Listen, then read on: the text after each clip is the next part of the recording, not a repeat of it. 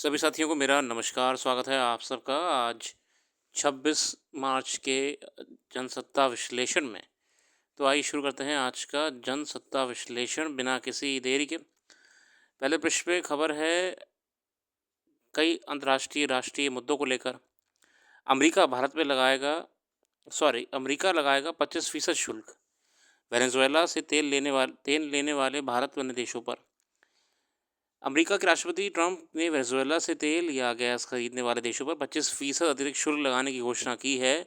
ये शुल्क 2 अप्रैल से लागू होगा। इस घोषणा का मकसद वेनेजुएला को सजा देना है। भारत भी उन देशों में शामिल है जो वेनेजुएला से तेल खरीदते हैं। तो अमेरिका अपनी टैरिफ नीति को और मजबूत करते हुए अपने व्यापार को अंतर्राष्ट्रीय पटल पे वापस से उस मुकाम पे लाना चाह रहा है जहाँ पहले था, लीडरशिप के। और अमेरिका असल में बहुत से लोग आलोचना कर रहे हैं इनकी योजनाओं के, मगर मुद्दा ये है कि देखो, हर कोई अपने देश के लिए बेहतर सोचता है। अमेरिका अपने लिए बेहतर सोच रहा है। ऐसे ही हर देश को अपने लिए नीतियाँ बना के कार्य करना चाहिए। अमेरिका अपना राजस्व ज़्यादा से ज़्यादा बढ़ाने का प्रयास करे, क्योंकि अमेरिका भी खुद अपने डेब्ट में चल रहा है, नेशनल डेब्ट जो होती है। तो ऐसी पॉलिसीज़ तो आती रहेंगी वहाँ से। आगे बढ़ते चलते हैं अच्छा संपादकीय की ओर। संपादकीय इस क्रम में रहने वाले हैं बजट और चुनौतियाँ, सुविधा पर सवाल, दोहन से बदहाल होती बेतवा। बजट और चुनौतियाँ, दिल्ली सरकार के आए अभी बजट को लेकर है, मैं इस पे नहीं जाऊँगा। सुविधा पर सवाल, जनप्रतिनिधियों के वेतन भत्तों और पेंशन में बढ़ोतरी को लेकर हर साल सवाल उठता है।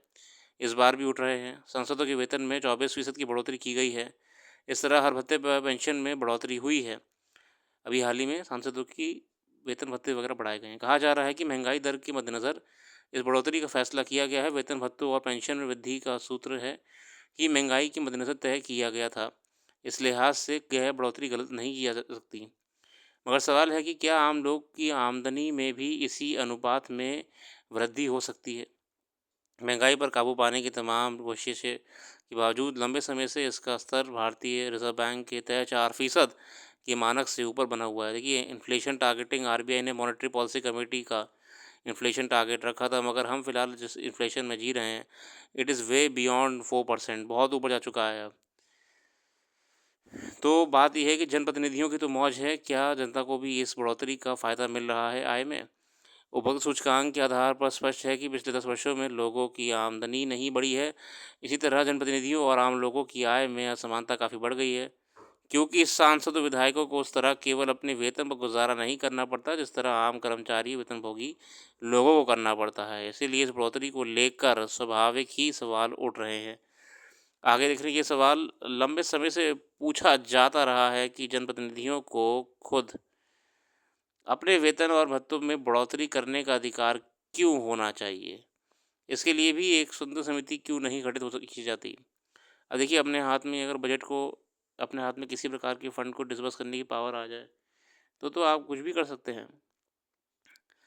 फिर उन्हें मिलने वाले पेंशन पर भी सवाल उठते रहे हैं कि अब एक सामान्य कर्मचारी को लंबी सेवा के बाद अब पेंशन का कोई योजना नहीं रह गई है, ये बहुत मामूली है। तो फिर एक बार चुनाव जीत जाने भर से किसी जनप्रतिनिधि को जीवन भर पेंशन पाने के हक क्यों होना चाहिए? उस पेंशन की राशि भी एक आम वेतनभोगी से काफ़ी अधिक होती है।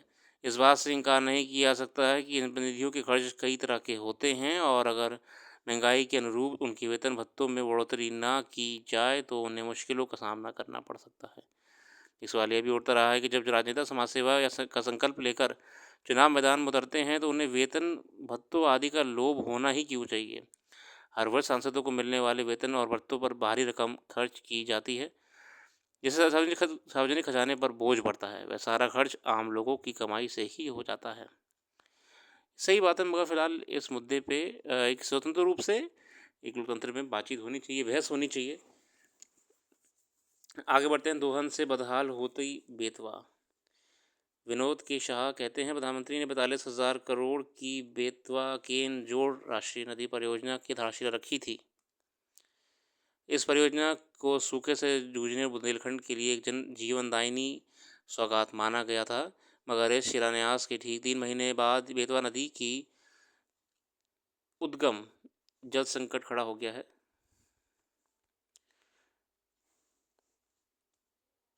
मध्य प्रदेश से निकलकर पूरे वर्ष मध्य प्रदेश से निकलकर पूरे वर्ष अविरल बहने वाली बेतवा को अग्नि पुराण में वेत्रवती के नाम से दूसरी गंगा कहा गया है। 5,000 साल पुरानी ये नदी हाल के दिनों में अपने उद्गम स्थल से विलुप्त हो गई है। रेत के अत्यधिक खनन और भूजल के लिए नदी के आसपास निरंतर होती खुदाई से नदी की धार लुप्त हो रही है। जंगली जानवरों के सुरक्षित वन भूमि की उपयोगिता बदल दी गई है और इससे जनजातीय समुदायों की खेती के पट्टे उपलब्ध करा दिए हैं। सघन जंगल से निकलने वाली बेतवा नदी के आसपास 500 एकड़ भूमि पर अब जंगल संकट का धान और गेहूं की खेती हो रही है। इस जंगल की 200 एकड़ भूमि बेतवा नदी को निरंतर प्रवाहन बनाए रखती ही थी। नदी की तटीय भूमि के लगभग 200 एकड़ क्षेत्र में खेती के 500 से लेकर 1,000 फीट गहरे नलकूपों का उत्खनन हो चुका है। बेतवा की धार तब टूटी जब सिंचाई के लिए नदियों के उद्गम बिंदु में ही उत्खनन शुरू कर दिया गया, जिसका दुष्परिणाम सामने आया। अब इस नदी का जल स्रोत अपनी दिशा बदलकर भूमिगत हो चुका है, जबकि पहले भी उद्गम से पतली धार के रूप में आगे बढ़ी बेतवा नदी से कुछ दूर मंडीदीप उद्योग क्षेत्र का रसायन युक्त पानी वर्षा से नदी को गंदे नाले में बदल रहा है।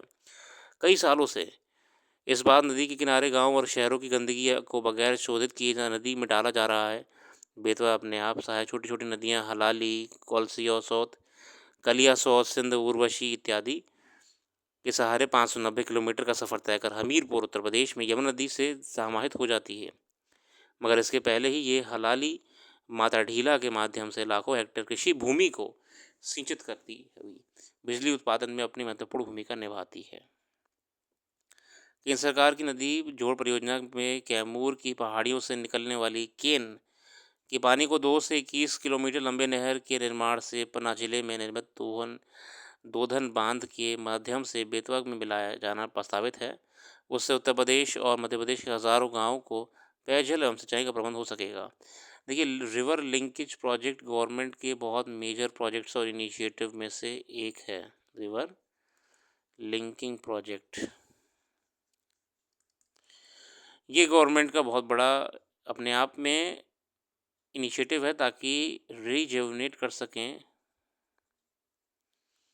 नदियों को, सूखी हैं कनेक्ट करके। मगर बात ये नहीं, बात ये है कि आज भी रिवर पॉल्यूशन अपने आप में अनचेक्ड, कोई भी ध्यान नहीं दे रहा। रिवर पॉल्यूशन बढ़ता जा रहा है। रिवर पॉल्यूशन, इसके साथ ओवर एक्सप्लॉयटेशन, पानी का अर्बनाइजेशन के कारण भी ज़रूरत से ज़्यादा दोहन हो रहा है। फिर रेत खनन, सैंड माइनिंग वजह से भी नेचुरल कोर्स नदी का बिगड़ रहा है। इसके अलावा कई योजनाएं होने के बाद भी धरातल पे जो प्रयास हैं वो अभी तक उस स्तर तक नहीं पहुंच पाए हैं कि कुछ सकारात्मक दिखना शुरू हो।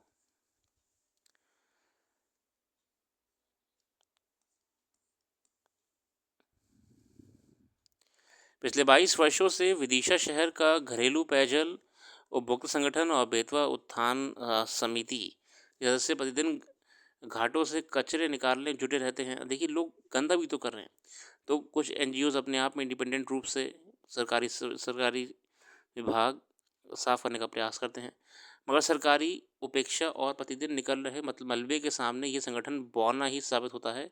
कारखानों के खतरनाक रसायनों एवं त्योहारों के दौरान नदी में मूर्तियों के विसर्जन से जलचरों का जीवन समाप्त प्राय हो चुका है। पर्यावरणविदों की माने तो बहती नदी अपने प्रवाह क्षेत्र में प्रत्येक 10-20 किलोमीटर की दूरी पर दोबारा प्राकृतिक शुद्धता प्राप्त कर देती है। ऐसा तब है जब नदी को उससे उद्गम व स्वजल स्रोतों से निरंतर शुद्ध पानी मिलता रहे, मगर बेतवा नदी के पास साथ अब ऐसा नहीं है। उद्गम समाप्त होते और रास्ते में कल कारखानों सहित किनारों पर बसे शहरों एवं गाँव की गंदगी के कारण अब ये नदी ना होकर गंदा नाला ही है। हालांकि विदिशा के पास हलाली नदी का बांध अपने पानी से नदी की टूटती सांसों को समय समय पर जीवन दान देता रहा है। ये नदी अत्यधिक जहरीली बनने के बाद भी केन बेतवा जोड़ परियोजना के कारण सूखे से बेहाल बुंदेलखंड की जनता में आस जाग रही है। बहुत बड़ी चुनौती होने वाली है मानवता को आने वाले समय में, जब पानी की समस्या से वो जूझना शुरू करेंगे, और जूझ रहे हैं आज भी। केन बेतवा नदी जोड़ परियोजना पर राज्य शासन की डीपीआर रपट के मुताबिक बेतवा के उद्गम के पास मकोड़िया गांव में बांध बनाकर नदी जल के प्रवाह को बनाए रखने की योजना की सिफारिश की गई थी। इस बांध के माध्यम से विदिशा और रायसेन जिले के 140 गांव में पेयजल के साथ कई हजार हेक्टेयर भूमि को सिंचित करने का प्रस्ताव था, लेकिन परियोजना के भूमि पूजन से पूर्व मध्य प्रदेश सरकार ने दुआब क्षेत्र अत्यधिक बताकर मकोड़िया में बांध निर्माण की योजना से अलग कर दिया। इस संशोधन के बाद नदी जल की शुद्धता पर प्रश्न चिन्ह लग गया। अपने उद्गम लगातार प्रदूषित नदी में शुद्ध जल के बजाय निस्तार और कल कारखानों की रासायनिक गंदगी की मात्रा अधिक है। पूरी परियोजना में पहले से ही इस गंदगी को बेतवा में मिलने की रोकने की चर्चा नहीं हुई है। अब ये तो देखिए, नदियों की हालत चिंताजनक है अपने आप में, और समय रहते योजनाओं पर कार्य करना जरूरी है, वरना चुनौती ये पूरी पर्यावरण के साथ साथ मानवता के लिए भी खड़ी हो जाएगी। बहुत ही बढ़िया संपादकीय है। और रिवर लिंकिंग प्रोजेक्ट्स और हम देख सकते हैं जो गवर्नमेंट्स के द्वारा चलाए जा रहे हैं। रिवर लिंकिंग प्रोजेक्ट्स और भी चलाए जा रहे हैं।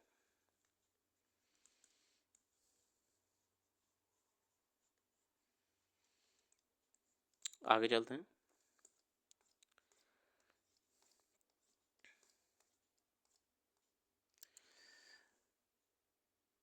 खेल जगत में